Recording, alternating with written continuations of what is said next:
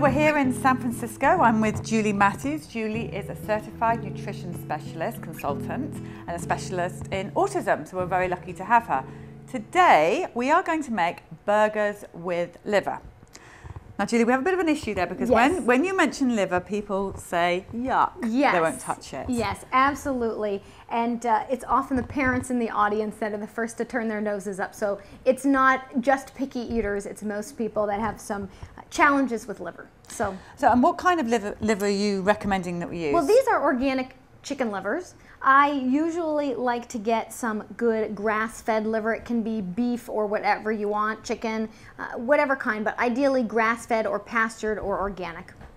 Okay, and you think this is good? This is what we should be putting in our children and actually in ourselves? Yes, yes. So people often say, well, why would I eat liver? Liver is the organ that filters the toxins out. Well, that's true, but the liver has hundreds of different functions, and the liver stores all the nutrients that it needs to do all of those functions. Well, many of those nutrients it needs, it stores them right in the liver itself. So the liver is packed with vitamin A, vitamin C, packed with folic acid and B12 and iron and zinc and all sorts of things that kids need. And so they really have a lot of nutritional benefit. And if it's a healthy raised animal, it's not going to be clogged and loaded with toxins. It's going to detoxify anything that comes through and have all those great nutrients on hand. And I'm also sort of in the olden days, if you like. I mean, my grandmother, and in fact, when I was a child, we had liver quite often because it was considered extremely good for you. Absolutely. I think we're sort of going back to some of that understanding Basics. that we knew. In fact, the meat is grass-fed beef, the way that your grandmother would have had the animal raised to begin with, where you're getting lots of good nutritional value in that meat. But how easy is it to get grass-fed meat? Because I don't think it's that easy in England to get grass-fed meat. In the U.S., it's actually much, much easier. You can go to most good health food markets. Right. You can get it right there. You also, even some of the other markets have it either frozen or you can get it fresh at the farmer's market. You can even have it shipped across the country frozen. So it's actually fairly easy to find it, but you have to do a little bit of detective work sometimes. Okay, so in this recipe, we've got the liver, chicken liver, and we've got this grass-fed meat. We have got, I can see, your salt that you like so much, and we have this. What's this? This is onion powder, and for kids that they don't want to be picking big chunks of things out, make it nice and easy. They can't see. It's the concept of liver and onions, that kind of flavor combination, but without any kind of chunks of things. So this is basically the recipe. This is it. It's really, really simple. If you wanted, you could add a variety of different purees. So I like to, you can make beef patties. You could make meatballs. So you can make meat patties, meatballs, meatloaf. Okay. You can make any shape you'd like, and you can make it just plain, or you can add a variety of vegetables to it. Okay, let's get going. So what's the first thing we have to do? So the first thing we're going to do is we're going to pulse our liver in the food processor to get it pureed to a fine, smooth puree, so there's no chunks of liver that might be a problem for anybody.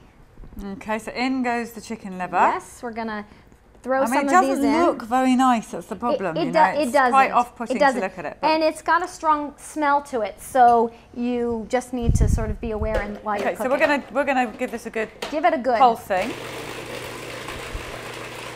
That's good. Okay. Okay, so you'll see there is smooth liver texture. There is nothing in here that somebody's accidentally going to find or be able to pick out of their burger. It looks like bolognese sauce. Yeah, it sort of does. So what we're going to do is we're going to measure out now a couple ounces. Now what I've found is that somewhere between 2 and 4 ounces of liver per pound of meat is the ballpark. Okay. 2 ounces if you really don't want it to have much taste. 4 ounces if you really want to pack it with liver. Much more than that, and your whole family is going to really notice it. This way, we kind of snuck in there and they won't realize what's in there. So I'm just going to weigh out maybe 2 to 3 ounces. This is clever scales you've got there. Yes, it's great. It allows me to weigh things in a variety of different ways and makes it easy. Let's see. Maybe we can pop that off, and it's actually amazing how that can puree down to something. Isn't it doesn't it? look anything like your I know. stringy stuff you put in. Exactly. So let's put, let's see, if you find any stringy piece, just keep it aside. Okay, and then we should be pretty good. We're gonna do, let's do 2.5 ounces of liver for that. Okay. And we're gonna add it to our So it's really not very much you're putting in this. It's no big deal. Okay. No, so maybe if you're doing a pound and you put in, you know, a few ounces, it's really not that overpowering. In fact, we're trying to, I like to make it so that it enhances the flavor, but doesn't offend anybody. And in fact, you would be surprised that I have never had a child not like these. In fact, it's often people's very favorite burger recipe. I mean, I've had so many kids say, these are the best burgers you've ever made, Mom. They love them. They don't dislike them. They love them over the top. Okay, this is something we've got to try them. Yeah, we gotta do this. So then I'm gonna mix all this up. And let's put a little bit of the onion powder in. And so how much are you recommending? A good pinch? You can probably toss that whole thing in there if you want. Okay, so there's probably about a teaspoon in there. Yeah. A pinch of salt? That would be great. And we'll put a little pinch of pepper.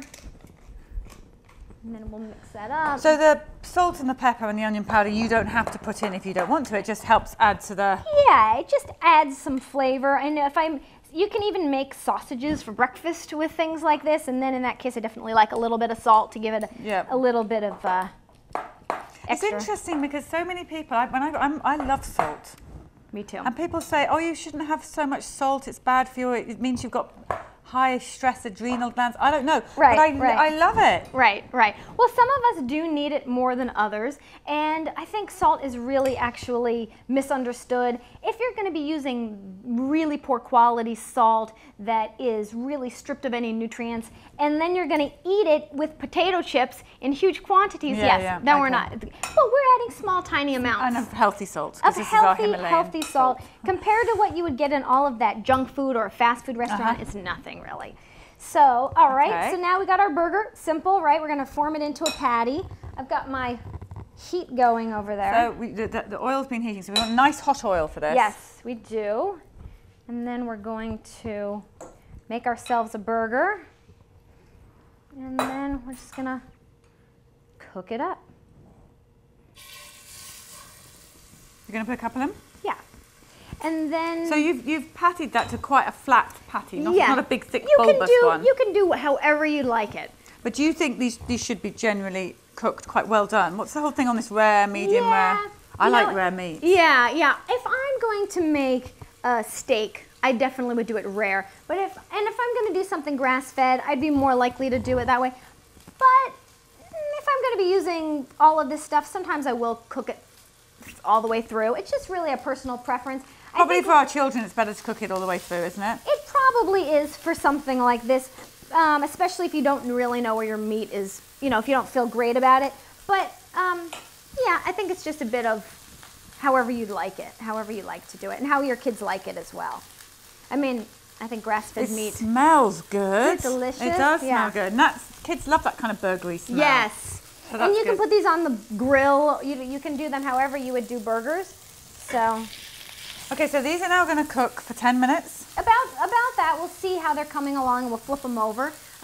Maybe 5 to 7 minutes on each side or something, depending. They look good. Yeah. Smelling good. They're definitely well cooked. It really just depends. But you'll see. Nice. Try that. And actually, you could get a gluten-free bun and make that into a proper burger. New Life do gluten-free buns, don't they? There are definitely some great buns that you can do and do that. Okay, let's taste this thing.